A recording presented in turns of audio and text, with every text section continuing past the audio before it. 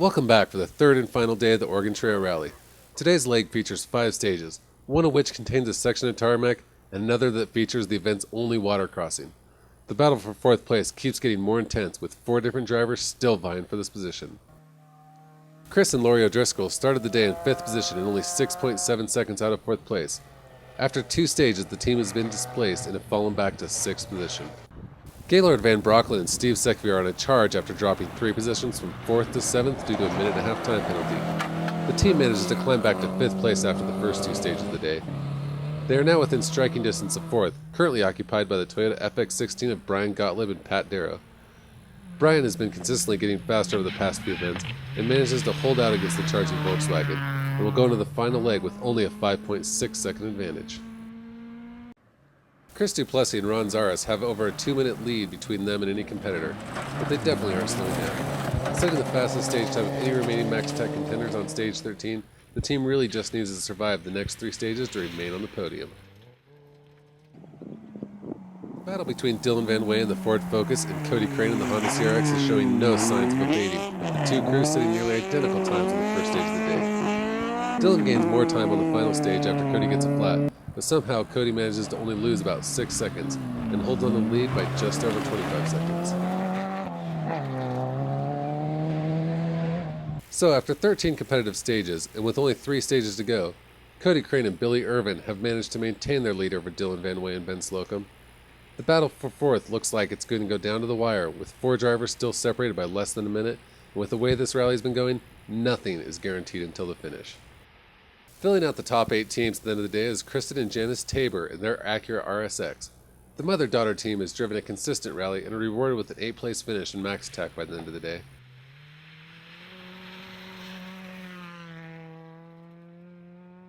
John Conley and Keith Rudolph in the Dodge Neon SRT4 have had a difficult rally with multiple mechanical problems. They were able to keep the car going, however, and end their weekend with a respectable 7th-place finish in the opening round of the 2010 MaxAttack Championship.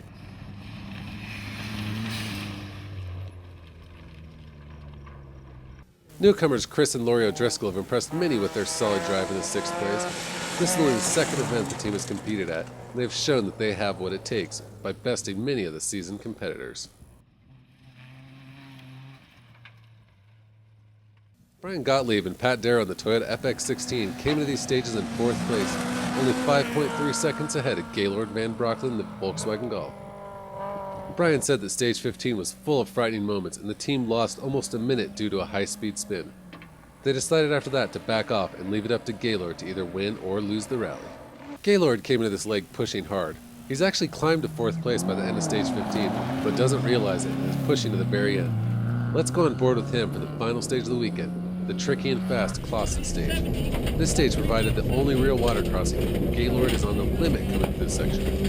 Left 6 over water, left 6 over water 70, left 6 over water 70. Stay right over small crest, stay right over small crest 50. Stay right over small crest 50. Small crest is the left 6 200. Small crest left 6 200. Small crest 70. Small crest 50. Left 5 plus over guard. Left 5 plus over guard 70. You really get a sense of speed in Gaylord's commitment on these long, fast straights. He hasn't lifted off the throttle and is absolutely keeping it pinned through every corner, despite the rather harrowing exposure on the left. Left 6 extra long into right 4 long, opens and tightens over small crest. Left 6 extra long into right 4 long, opens and tightens over small crest. Opens over small crest. Right 4 long, opens over small crest. Stay on it. Stay on it. Stay on it. Stay on it. Stay on it. Stay on it. Stay on it. Oh man, he got lucky to survive that. Gaylord manages to make through the rest of the stage relatively incident-free and takes 4th place, as well as winning the Terra Firma Clothing Max Improver Award for making the largest climb in the standings of MaxAttack, climbing from 13th place at the beginning of the rally all the way up to 4th. Chris Duplessis and Ron Zaras drove a steady, quick, and consistent rally to take home 3rd place.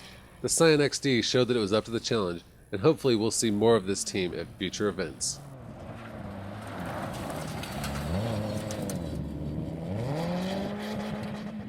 Cody Crane was absolutely at maximum attack all weekend. He came to the final leg holding the lead by just over 25 seconds. Unfortunately, his luck would run out on the first stage of this leg when his air filter completely clogged with dirt and the CRX wouldn't go more than 40 miles an hour for several miles. Cody lost nearly 2 minutes and thus the lead. With only 2 stages left, there is almost no chance for Cody to recover the lost time, and he cruises to the finish and takes home second place. This is Cody's 3rd top finish in Max Attack, and he's proving that he's one of the fastest two-wheel drive drivers in the nation.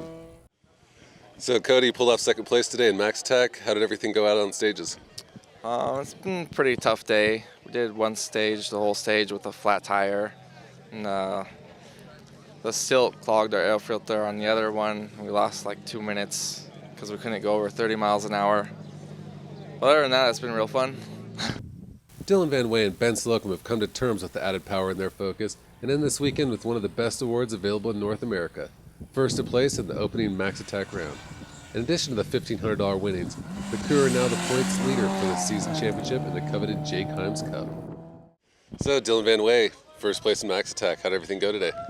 Today was really good. It was really fun. We had an awesome battle the whole way through, the whole event really, with Cody Crane, and he kept us pushing, so it's awesome to come out on top. By the end of the weekend, the top 3 ended up separated by just barely 2 minutes for one of the closest finishes in Max Attack history. The $5,000 Max Attack purse is distributed to the top 5 teams, and hopefully we'll see all of the West Coast teams come to Lake Superior, Michigan in October for the final shootout event. Up next is the New England Forest Rally in Maine on July 16th and 17th, where top drivers from the Central and Eastern states will go head-to-head for their claim to fame. Until then, visit maxattack.com for up-to-date news, stories, drivers' blogs, in-car videos, and full-length version of this video. We'd like to give a huge thanks to the organizers and volunteers of the Oregon Trail Rally, Donza del Sol Winery, Rally America, Contour HD in-car cameras, Alex Gelsomino, and Terra Firma Clothing for all of their support. Until New England Forest Rally in July, this has been Grant Hughes with No Coast Productions.